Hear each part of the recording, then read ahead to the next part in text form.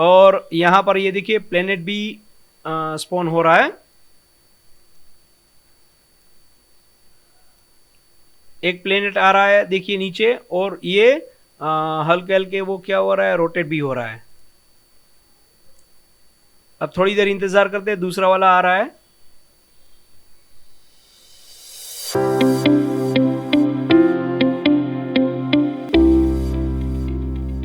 स्वागत है दोस्तों फिर से आप सभी का एक बार द लर्निंग गेम में। दोस्तों पिछली बार हमने यहाँ पे पार्टिकल सिस्टम लगा ली थी जिसके अंदर स्टार और क्लाउड हमने लगा लिए थे। अब इस बार मैं यहाँ पे प्लेनेट इसके अंदर स्पॉन कराने वाला हूँ कि प्लेनेट भी इसके अंदर बैकग्राउंड में दिखने चाहिए। तो सिंपली इसके लिए हमें एक काम करना है, यहाँ पे जल्दी जल्दी ये काम हम निपटा लेंगे। ये वीडियो बहुत छोटी बनाने वाला हूँ मैं। तो यहाँ पे लिख देते हैं प्लेनेट होल्डर। ये मैंने एक एम्प्टी ऑब्जेक्ट ले लिया है जिसका नाम मैंने दे दिया है प्लेनेट होल्डर। एसेट वाले फोल्डर पे आ जाइए, यहाँ पे एक नया फोल्डर बना लीजिए जिसका नाम दे दीजिए आप रिसोर्सेज।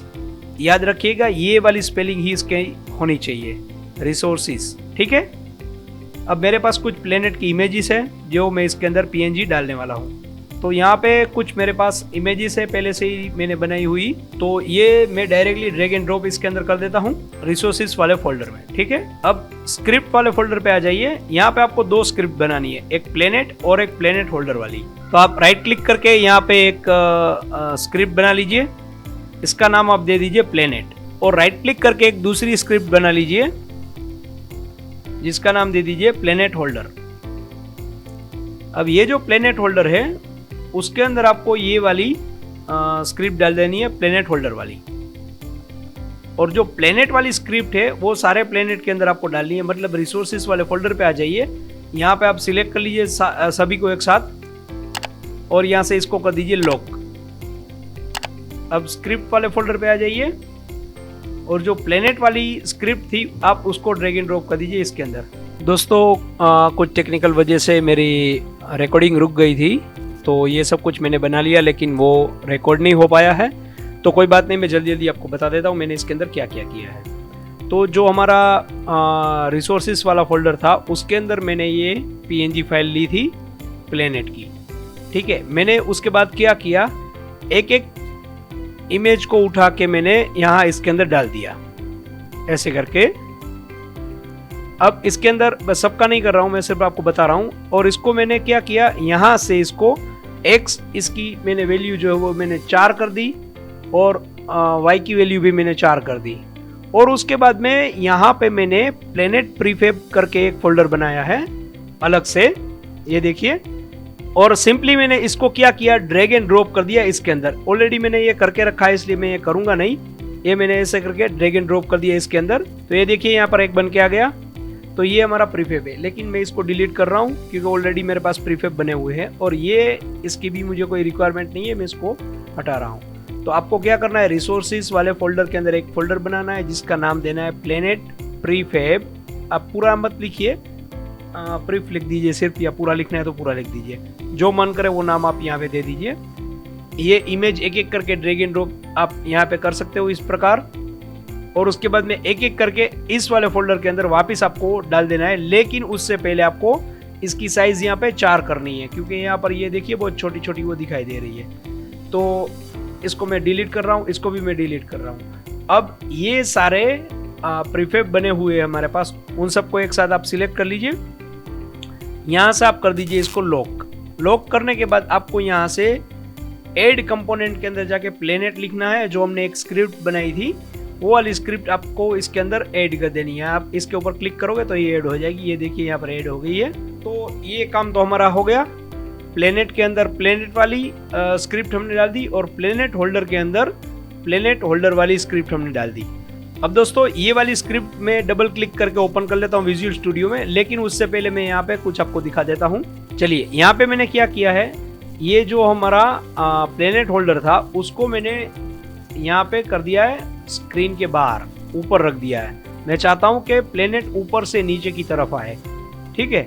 और ये भी नहीं चाहता मैं कि हर बार वो सेंटर में से ही आए, कभी इस साइड में आना चाहिए, कभी इस साइड में आना चाहिए, या फिर कभी सेंटर में आना चाहिए। तो इसलिए मैंने क्या किया है कि इसके अंदर मैंने चाइल्ड ऑब्जेक्ट बनाया है। तो मैंने राइट क्लिक करके एक चाइल्ड ऑब्जेक्ट बनाया जिसका नाम मैंने दे दिया राइट। फिर राइट क्लिक करके मैंने एक और ऑब्जेक्ट बनाया जिसका नाम दे दिया लेफ्ट, और एक बनाया मैंने सेंटर।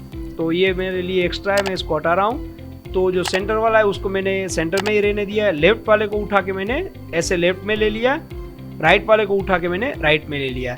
ये देखिए यहाँ पर राइट और यहाँ पे लेफ्ट ये रेड कलर के डॉट आपको दिखाई दे रहे हैं, ठीक है। तो आप सोच रहे होंगे कि आपको ये क्यों नहीं दिखाई दे रहे, तो इसके लिए सिंपली आपको करना है राइट के ऊपर क्लिक करके यहाँ से ये क्यूब आपको यहाँ पे दिखाई दे रहा होगा। चलिए इस प्रकार का क्यूब को आपको सिलेक्ट करना है और इसमें से कोई भी कलर आप यहाँ से सिलेक्ट कर सकते हो। मान लीजिए मैंने ब्लू वाला सिलेक्ट कर लिया सेंटर के लिए, तो अब ये ब्लू वाला यहाँ पे आ जाएगा।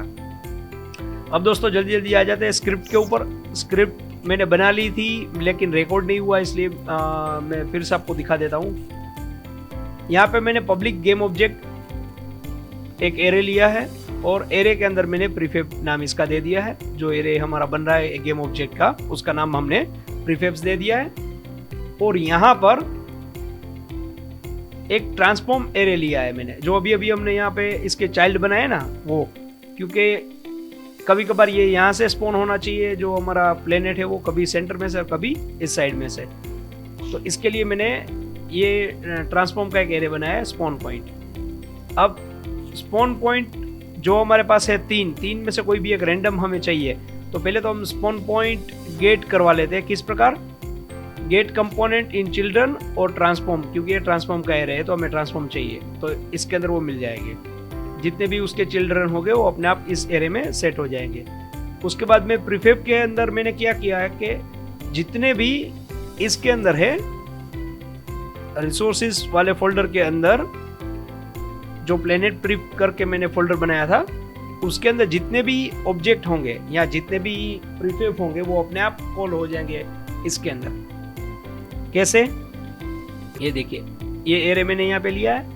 यहाँ पे रिसोर्सेज जो हमारा सबसे पहला फोल्डर था मैंने नाम दिया था वो डॉट लोड ऑल, मतलब उसके अंदर से हमें ऑल लोड करवाना है। क्या? Game object. गेम ऑब्जेक्ट कौन से वाले फोल्डर में से हमें लेना है? जो नाम आपने यहाँ पे दिया है ये नाम, वही नाम आपको यहाँ पे देना है। अगर नाम आपने गलत लिख दिया तो एरर आ सकती है, ठीक है। और उसके बाद में यहाँ पे मैंने एक फंक्शन बनाया है स्पॉन ऑब्जेक्ट, और ये फंक्शन यहाँ पे हम इन्वोक करवा रहे हैं, लेकिन क्या करवा रहे हैं? रिपीटिंग करवा रहे हैं, यानी कि बार बार ये कॉल होता रहेगा। कितनी देर में कॉल होना चाहिए? तो 0 सेकेंड से लेके 10 से 50 के बीच में, मतलब कि 10 से 50 के बीच में रैंडम रेंज हमें कोई भी मिलेगी। ये 15 भी हो सकता है, 25 भी हो सकता है, 45 भी हो सकता है। तो यहाँ पे 0 से लेके 25 उसके बीच में एक बार ये जो है वो इन्वोक करेगा। अब यहाँ पे रैंडम पॉइंट मैंने लिया है कौन सा वाला, कि ये जो ट्रांसफॉर्म एरे हमने लिया था उसके अंदर से रैंडम पॉइंट हम गेट करवाएंगे, कोई भी 3 में से कोई भी एक। और यहाँ पर रैंडम ऑब्जेक्ट हम गेट करवाएंगे प्रीफेब में से कोई भी। हर बार एक ही प्लेनेट नहीं आना चाहिए, हर बार अलग अलग प्लेनेट आना चाहिए।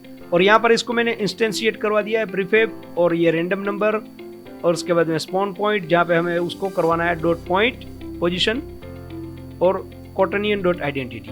तो ये मैंने प्लेनेट होल्डर के अंदर किया है। अब प्लेनेट के अंदर मैंने क्या किया है, चलिए मैं एक बार आपको दिखा देता हूँ। सिंपली मैंने एक फ्लोट यहाँ पे लिया है जिसका नाम दिया है स्पीड। दूसरा मैंने एक फ्लोट लिया है जिसका नाम दिया है रोटेशन स्पीड।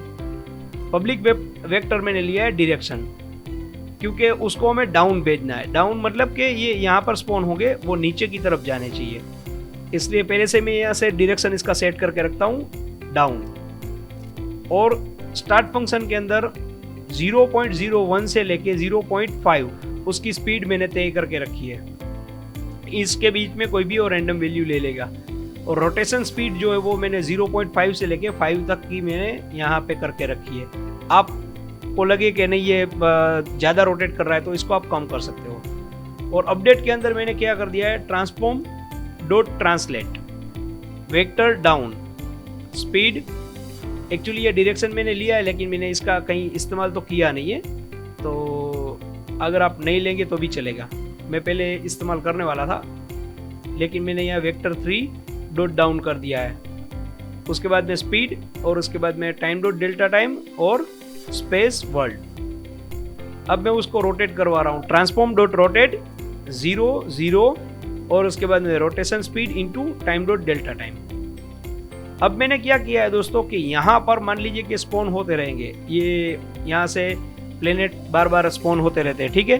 तो आखिर में क्या होगा कि यहाँ पर एक बार के टाइम में ऐसा हो जाएगा कि 100 प्लेनेट आ जाएंगे, तो आपकी गेम हेवी हो जाएगी, तो प्लेनेट को डिस्ट्रॉय भी तो करना पड़ेगा। तो यहाँ पर स्पॉन होने के बाद जब ये नीचे यहाँ तक आ जाएंगे तो इसकी वाई वैल्यू जो है वो -15 हो जाएगी। -15 यानी कि वो यहाँ पर पहुंचेगा तब -15 उसकी पोजीशन होगी, तो तब मैं उसको डिस्ट्रॉय करवा दूंगा। तो इसके लिए मैंने सिंपली यहाँ पे लिख दिया है transform dot position dot Y, वो छोटी होनी चाहिए -15 से, तो डिस्ट्रॉय हो जाना चाहिए गेम ऑब्जेक्ट।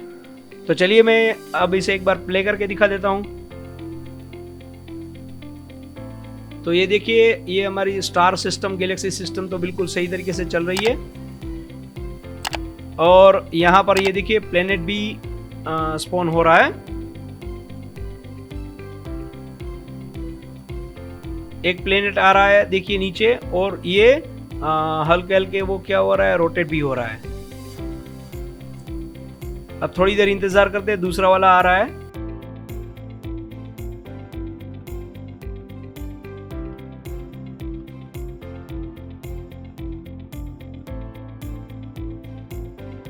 तो प्लेनेट यहाँ पर पहुंच के डिस्ट्रॉय भी हो रहा है, ठीक है। और ये ऊपर से अलग अलग प्लेनेट भी स्पॉन हो रहे हैं। तो ये हमारा कोड बिल्कुल सही तरीके से काम कर रहा है। अगर आपको लगता है प्लेनेट की जो पोजीशन है वो एक दूसरे से ज़्यादा जुड़ी आ रही है, तो इसके बीच का इंटरवल आप बढ़ा दीजिए। और अगर आपको लगता है कि प्लेनेट बहुत ज़्यादा स्पॉन हो रहे हैं तो इसकी संख्या आप घटा सकते हो, वो आप कंट्रोल कर सकते हो यहाँ से। यहाँ पे ये जो रेंज है आप उसको बढ़ा दीजिए। यहाँ पे मान लीजिए मैं इसको कर देता हूँ 25 और 50 के बीच में, और यहाँ पे मैं कर देता हूँ 15।